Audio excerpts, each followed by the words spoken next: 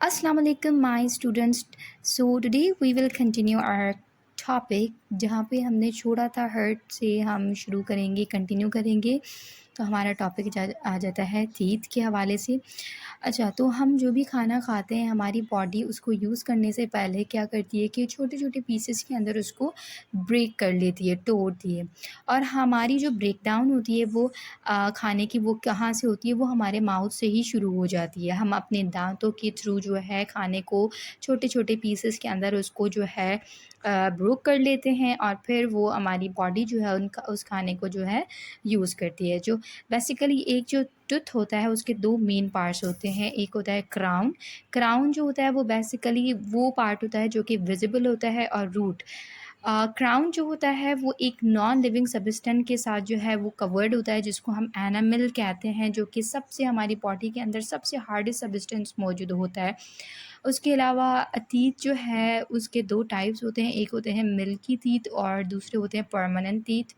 So basically milky teeth जो होते हैं वो छोटे जो बच्चे होते हैं उनके अंदर होते हैं, और उसके बाद 32 जो है परमानेंट टीथ जो होते हैं उनके नंबर होता है। और 4 टाइप्स और है ह्यूमन जॉ के, मतलब हमारे इंसान के अंदर जो टीथ होते हैं वो 4 किस्म के होते हैं। इनके अपने अपने नेम्स दिए गए हैं, वहाँ मैंने आपको पिक्चर दिखाई।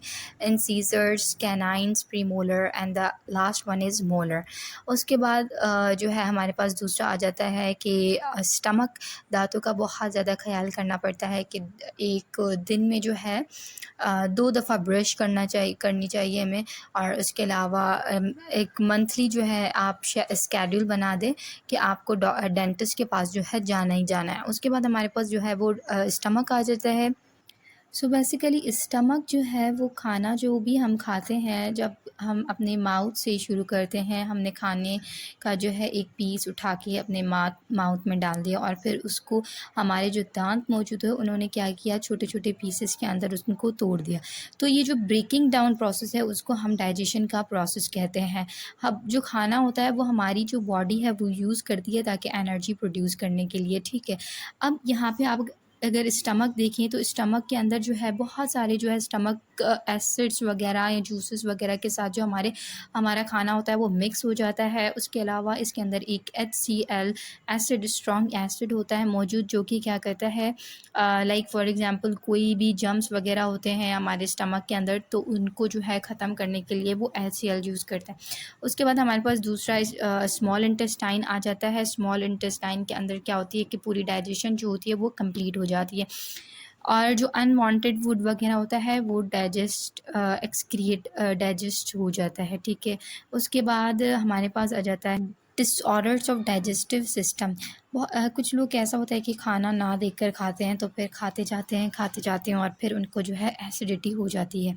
तो इसलिए हमारे लिए जो है ओवर ईटिंग बहुत ज़्यादा नुकसानकार होती है, और जो है बहुत ज़्यादा मिर्ची वाले जो खाने होते हैं उनसे भी आप लोग परहेज़ करें। और जो खाना है आपने 2-3 दिनों के बाद जो खा रहे हैं उससे भी अवॉइड करें। हाइजीनिक फूड जो है वो ना खाएं, और अपने जो है खाने का बहुत ज़्यादा ख़याल रखें, क्योंकि बहुत सारे डिसऑर्डर्स जो होते हैं वो हो जाते हैं हमारे डाइजेस्टिव सिस्टम में, पेट ख़राब हो जाना।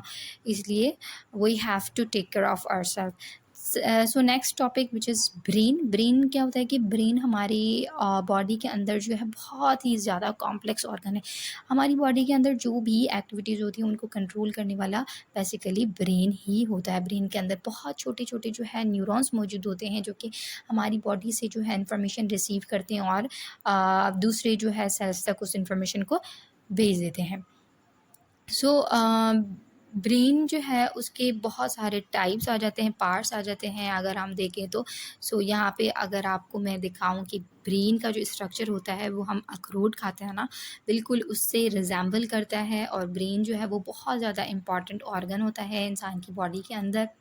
नाउ स्किन जो है हमारी बॉडी को कोई भी जर्म्स वगैरह कोई भी चीज़ होती है उसको प्रोटेक्ट करती है। जैसे कि अगर आप एक टॉफ़ी देखें तो टॉफ़ी के ऊपर जो होती है वो रैपर लगा होता है, तो वैसे ही हमारी बॉडी के ऊपर जो लेयर होती है वो होती है स्किन, जो कि हमारी बॉडी को बहुत सारे जर्म्स वगैरह से प्रोटेक्ट करती है। तो स्किन की बहुत सारी लेयर्स भी मौजूद होती हैं, 3 लेयर्स होती हैं बेसिकली। यहाँ तक अगर कोई भी डिफ़िकल्टी है तो आप लोग जो है कमेंट में पूछ सकते हैं। यहाँ तक वीडियो देखने के लिए माय स्टूडेंट्स आपका बहुत-बहुत शुक्रिया। आगे इस यूट्यूब चैनल को सब्सक्राइब करें ताकि आपके पास जो है और भी वीडियोज़ आती रहे। Stay connected with this YouTube channel. यहाँ तक अल्लाह हाफ़िज़।